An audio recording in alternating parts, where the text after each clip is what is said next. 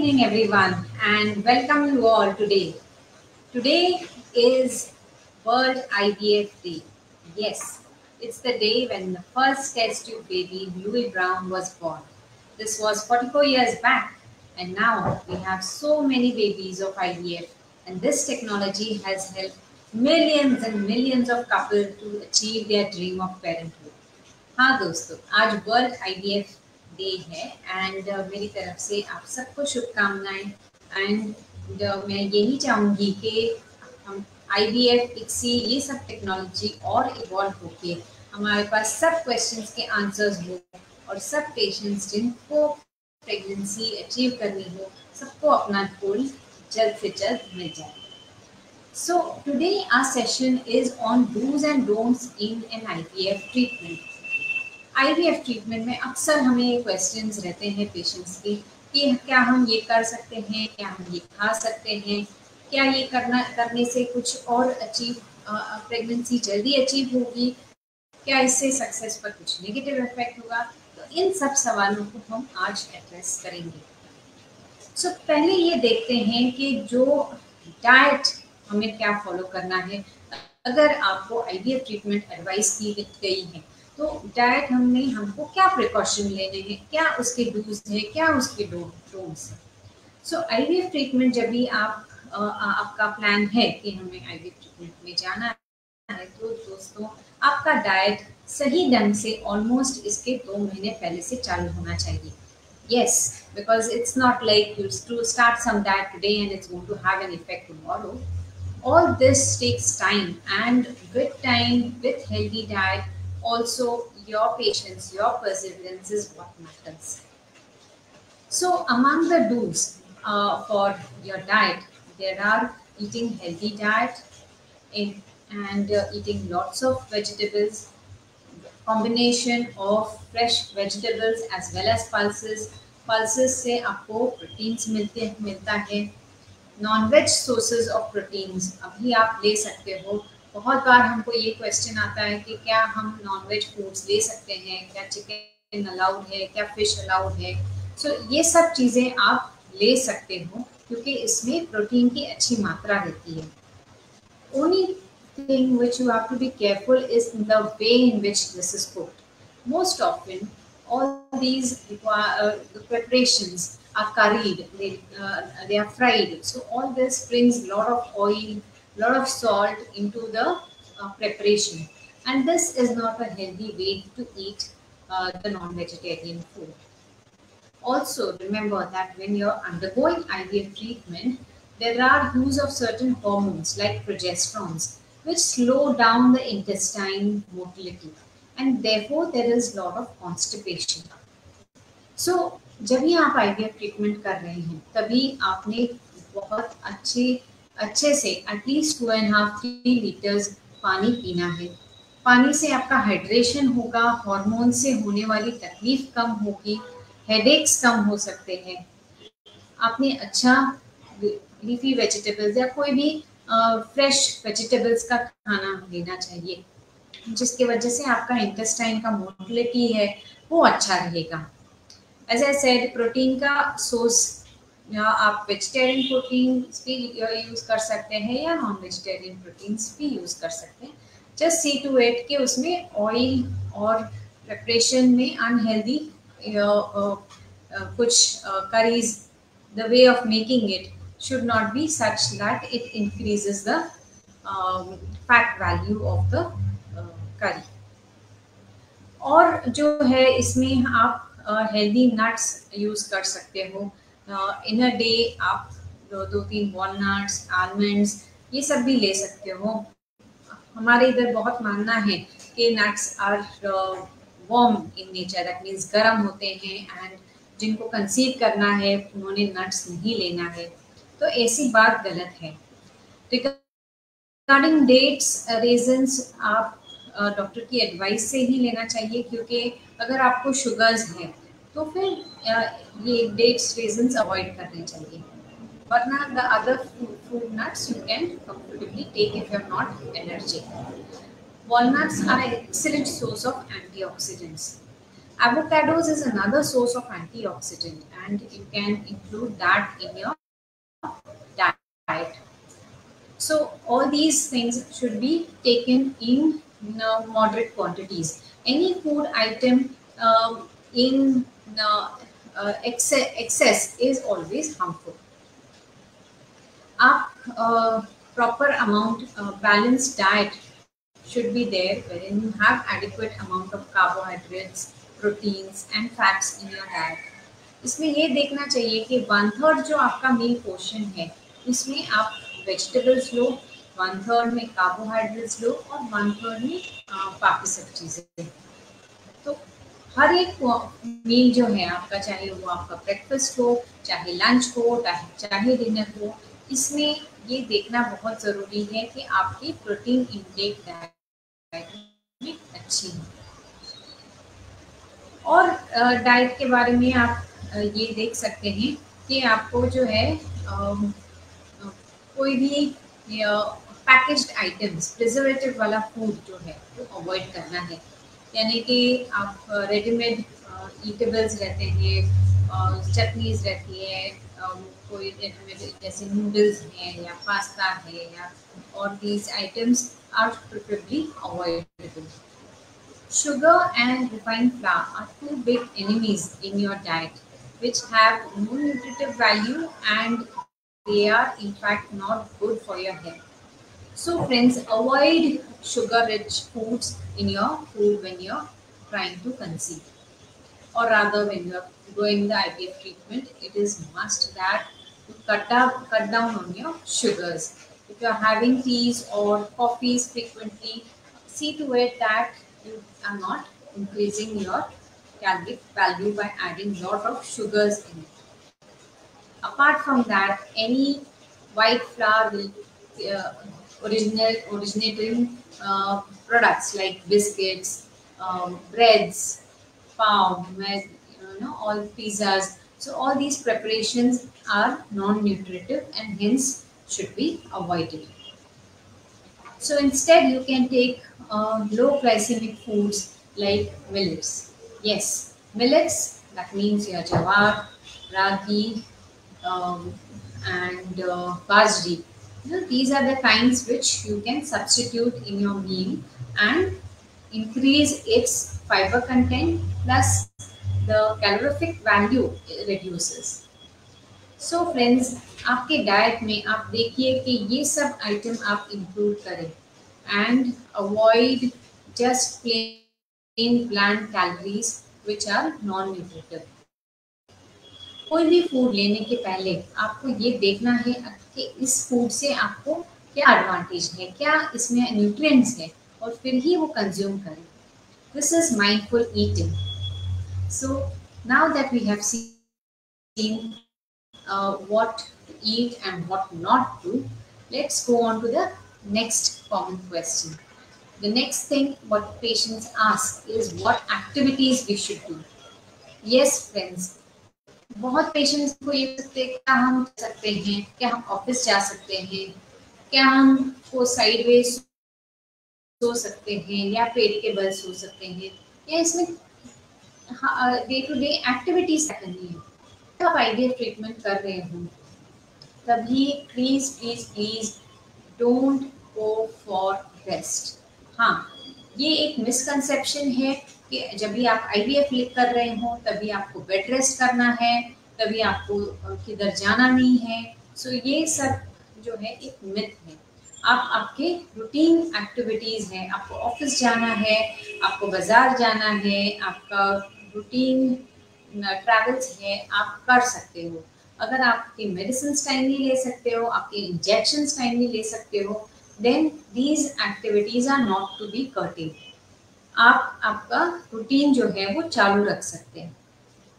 Activity के बारे में मैं इतना भी कहूँगी कि एटलीस्ट 10 to 15 मिनट्स का कुछ एक्सरसाइज रिलेटेड एक्टिविटी, जैसे कि ब्रिस्क वॉकिंग है या फिर हल्का कार्डियो है या योगा है, ऐसे टाइप का कुछ भी एक एक्टिविटी आप पहले से चालू कर सकते हो और यही आप ट्रीटमेंट के दौरान कंटिन्यू कर सकते हो।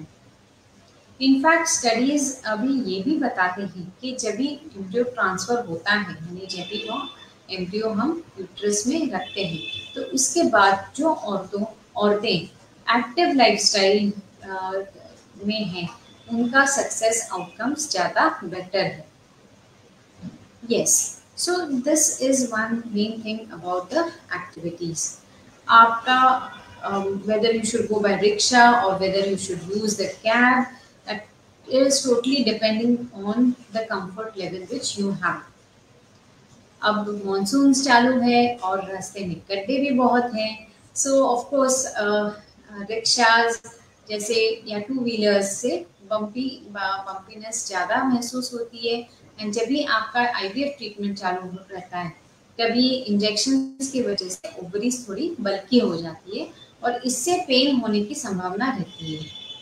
सो ये एक आइडिया है, इस दौरान टू व्हीलर्स या थ्री व्हीलर्स अवॉइड करना, बट वरना रूटीन ट्रैवलिंग में कोई इश्यू नहीं है. So this was about work, about activities. Now the sleeping conditions, whether you should sleep straight और साइड, तो इसमें कोई भी रिकमेंडेशन नहीं है. आपको जो पोजीशन फेवरेबल हो, यानी कि आप स्ट्रेट सोना पसंद कर रहे हो या साइड पे सोना पसंद कर रहे हो, आप वही सेम चीज कर सकते हो. जब ये एम्ब्रियो ट्रांसफर होता है, तो ये एम्ब्रियोज एकदम सेल्यूलर स्टेज पे यानी माइक्रोस्कोपिक रहती है, तो इसका जो है आपकी पोजीशन पे कोई असर नहीं रहता है. सो आप सेफली कोई भी पोजीशन जिसमें आप कंफर्टेबली सो रहे हो अब तक, उसमें ही प्रॉपर सो सकते हो. इसके अलावा yes, the main thing which many people ask us is stress. क्या स्ट्रेस फर्टिलिटी में असर करेगा? सो डेफिनेटली स्ट्रेस यानी कि एक तनाव. तो जब भी आपको आपकी बॉडी कोई तनाव से जा रही है, तभी ऑब्वियसली बॉडी की स्टेट ऑफ माइंड ये नहीं है कि वो उसमें और कोई प्रेगनेंसी इम्प्लांट हो. जब इस बॉडी स्ट्रेस्ड है, यानी कि ये स्ट्रेस तो मेंटल रहता है और देन वो बॉडी पे इफेक्ट करता है. सो आपका जो स्ट्रेस लेवल पे आपके स्टेरॉइड हार्मोन्स जो है वो बढ़ जाते हैं. बढ़ जाने की वजह से उनका जो बॉडी का मैकेनिज्म होता है वो फाइट और फ्लाइट मोड का हो जाता है, यानी उसमें जो डायनेमिक्स रहते हैं वो फुल चेंज हो जाते हैं. सो स्ट्रेस जितना बेटर है. अब ये तो हमारे हाथ में है नहीं कि हमको स्ट्रेस कम हो या ज़्यादा हो. When you are faced with certain situations, stress अपने आप बिल्ड होना या नहीं बिल्ड होना वो एक पर्सन के ऊपर रहता है. So from this we go to the next further level, that how to manage stress. So आपको जो है आपके बॉडी के हिसाब से, आपकी कंडीशनिंग के हिसाब से किन चीज़ों से स्ट्रेस कम होगा, वो चीज़ें अगर आप करते हो, जैसे आप कोई हॉबी में अगर आपको ड्राइंग पसंद है या फिर पेंटिंग पसंद है या कुछ अलग कुछ लिखना या फिर डूडलिंग, कोई भी अलग चीज़ जिसमें आप इन्वॉल्व हो सकते हो, आपका मन डाइवर्ट हो जाएगा, उसमें आप आपका टाइम स्पेंड कर सकते हो, so that you can take your mind off the fertility treatment and do something which you like. So try to use your time with your hobbies and try to do something different which would take your mind off the treatment and its results. Of course, when you do a certain positive thing, like suppose there is a kind gesture which you have done towards someone, it also gives rise to the surge of positive hormones. So try to do something to the society, something with respect to your relations, which can be constructive, and this will certainly help in taking down the stress level. Apart from that, doing yoga or practicing mindfulness for about 10 minutes per day really helps. And I'm telling you, friends, those who tell me that I how to reduce stress. This is a very, very important thing for you to practice, and it will show results.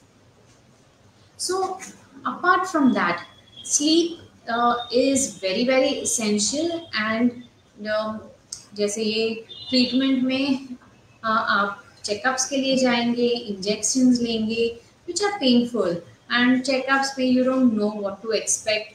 सो हर बार का वो feeling कि आज क्या होगा, आज doctor क्या बताएंगे, क्या हमको इतने एग्स आ पाएंगे, क्या हमारे इतने एम्ब्रियोज क्रिएट होंगे, क्या हमारा रिजल्ट आएगा. So all these are the questions and all these are the feelings which you have. So there are some things which you cannot control. आपका ट्रीटमेंट सही तरह से प्रोग्रेस करना ये आपकी डॉक्टर के हाथ में है. आपका काम वो नहीं है और आप इसको मॉडिफाई नहीं कर सकते. So when you know that you can't do a thing right, try to elevate that, try to have faith in your doctor into what he or she is doing and move ahead. Don't live with the insecurities and remain stuck. So, this will highly aid in giving you a relaxing feeling and putting you off to bed. Yes, you need at least 7 to 8 hours of sound sleep. So, with respect to that, see to it that you're active, you're eating well, you're well hydrated, and take your medicines at the proper time. Apart from that, the other do's are tell your doctor about any chronic condition you have, any medical issues. आप कुछ medicine ले रहे हो, आपको आपके blood sugars कुछ दे रही हैं, आपके थायराइड की टैबलेट चल रही है. Please please please try to see that all these things are controlled. ये बहुत मैटर करता है प्रेगनेंसी आउटकम में कि आप प्रॉपरली आपकी बॉडी को ये कंडीशन करें, क्योंकि अगर आप ये मेडिसिन मिस करते हो तो प्रेगनेंसी सपोर्ट नहीं करेगी body. So if you have any of these condition, see to it कि ये प्रॉपरली कंट्रोल्ड है और आपको इनका मेडिसिन ले रहे हो. सो आपकी कोई एंटी एंजाइटी मेडिसिन चालू है या फिर और कोई रूटीन में आपको एलर्जी है, see to it that you convey to the doctor. The last thing is, as a couple, both you and your partner should talk about all your feelings and the process. Discuss everything amongst yourself and support each other during the treatment. हाँ, अगर possible हो आपको accompany करना आपकी wife को injections के लिए, that is well and good. But if not, try to be empathetic, try to support her during this treatment, because finally she has to endure all this a lot. So couple support is something which helps them to tide over this difficult times and to be with each other. After all this, I would say that when you're taking IVF treatment, although there are many do's and don'ts, see to it that you don't stop living. You will achieve pregnancy, but you don't have to be stuck with the, your world around the fertility treatment all the time. Yes, so much so for the conversation with you for do's and don'ts. Now let us see what our viewers are saying and what questions they have. So Rossi पूछ रही है, how long is the IVF process from start to finish? Rossi, IVF process as such can be as short as 20 days and it can be as long as 1.5 months. The reason being is that there are two main procedures in this treatment. One is the egg collection treatment and one is the embryo transfer. So we start from the time you get your menses. Periods के बाद से injections 10 दिन के लिए होते हैं, बाद में egg collection procedure रहती है, so roughly it falls around 12 days and उसके बाद embryo transfer और 5 days से बाद होता है. शिव पूछ रहे हैं what is the success rate of IVF treatment. Shiv, success rates can go up to 80% and ये पेशेंट के प्रोफाइल पे रहता है, यानी कि वाइफ की एज कितनी है, हस्बैंड का स्पर्म कैसा है, उस पर ये काफ़ी निर्भर रहता है. एंड हर एक कपल का सक्सेस रेट्स अलग रहता है. अब जब हम सक्सेस रेट बोलते हैं तो हम ऐसा नहीं है कि ये मंथ में हमने 10 पेशेंट किए और उसमें से 9 पेशेंट्स कंसीव हुए तो हमारा सक्सेस रेट तो 90% हुआ, जो कोई क्लिनिक्स एडवर्टाइज करते हैं. But this is not the right way of measuring the success rate. Success rates should be over a period of time. So it also reflects how the lab is doing, and also it also depends on the couple who are coming for the IVF treatment. प्रीति पूछ रही है is IVF painful. प्रीति, बिल्कुल नहीं. आजकल ऐसे injections रहते हैं जो सब कुछ ले सकते हैं, जिनमें कोई पेन नहीं होता है. इसमें कोई सर्जरी नहीं रहती है. ये बिल्कुल पेनलेस प्रोसीजर रहता है जो कि नीडल से किया जाता है और छोटा सा एनेस्थीसिया एग कलेक्शन के लिए यूज किया जाता है. So don't worry about the pen at all. Shreya पूछ रही है does injections of IVF have side effects of weight gain. Yes Shreya, so this is a very common question which I get asked, and I'm happy you asked this question. So ये एक गलत फहमी है कि IVF के injection से weight gain होता है. जैसा मैंने बताया, IVF के इंजेक्शन से थोड़ा हेडेक होना कॉमन है एंड कभी कभी एक ब्लोटिंग सेंसेशन, बट ये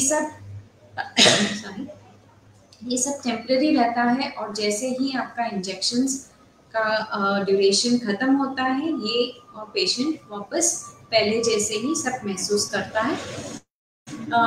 इसमें खाली वाटर रिटेंशन के कारण थोड़े टाइम के लिए आपका 1 kg तक वेट गेन टेम्पररी दिख सकता है, बट इसका कोई ऐसा लॉन्ग टर्म इफेक्ट नहीं है कि IVF के बाद में पेशेंट का एकदम वेट चेंज हो गया या फिर बहुत ज़्यादा वेट गेन हो गया. ऐसा IVF ट्रीटमेंट से नहीं होता है. सपना पूछ रही है are there restrictions while undergoing IVF. Sapna, I think I have already answered this question, that please you have to continue your normal routine life and there is no restriction, there is no need of bed rest when you are taking the IVF treatment. Lavish पूछ रहा है what tests are required before undergoing IVF. Lavish, before undergoing IVF, first of all आप क्यों कर रहे हो IVF, वो reason मालूम होना चाहिए. सेकेंडली कुछ टेस्ट रूटीन में हम करते हैं वाइफ के, जिसमें हम उनका blood counts, liver function, kidney function, ये सब असेस करते हैं. और कुछ हार्मोन्स की टेस्टिंग रहती है, उनका hormone oestrogen, progesterone, FSH, thyroid, ये सब एस्टिमेट करते हैं एंड ट्रीटमेंट के पहले. दोनों की जो है हस्बैंड एंड वाइफ के जो इन्फेक्शन डिजीज है वो भी हम स्क्रीन करते हैं. सागर पूछ रहे हैं what are the chances of multiples with IVF. Sagar, आजकल हम सिंगल एम्ब्रियो ट्रांसफर करते हैं, यानी कि एक टाइम में खाली एक ही एम्ब्रियो ट्रांसफर होता है, तो जिसकी वजह से सिंगलटन प्रेगनेंसी के चांसेस ही ज़्यादा रहते हैं. अगर हम ट्विंस ट्रांसफर करते हैं, यानी 2 एम्ब्रियोज ट्रांसफर करते हैं, तभी मल्टीपल प्रेगनेंसी होने के चांसेस रहते हैं. So this is discussed with the patients, कितने एम्ब्रियोज हैं उनके, क्या ग्रेड्स हैं, पेशेंट का क्या प्रोफाइल है, पहले का उनका IVF फेल है, ऐसा कुछ भी रीज़न रहेगा तभी एक से ज़्यादा एम्ब्रियोज हम ट्रांसफ़र करते हैं. और जिनमें हम 2 एम्ब्रियोज ट्रांसफ़र करते हैं उनमें से सभी पेशेंट्स में ट्विंस नहीं होते हैं. अबाउट 40 to 50% पेशेंट्स में ही ट्विंस दिख जाते हैं. So friends, I think we have discussed this for quite some time and I'm happy to take some more questions and queries which you may have. आप link पे share कर सकते हो, comment कर सकते हो, and I look forward seeing you in another session. And thank you all for joining me today. And again, I wish everyone a very happy World IVF Day and a happy Embryologist Day. And I'm thankful for this technology which has brought smile to millions of couples worldwide. Thank you.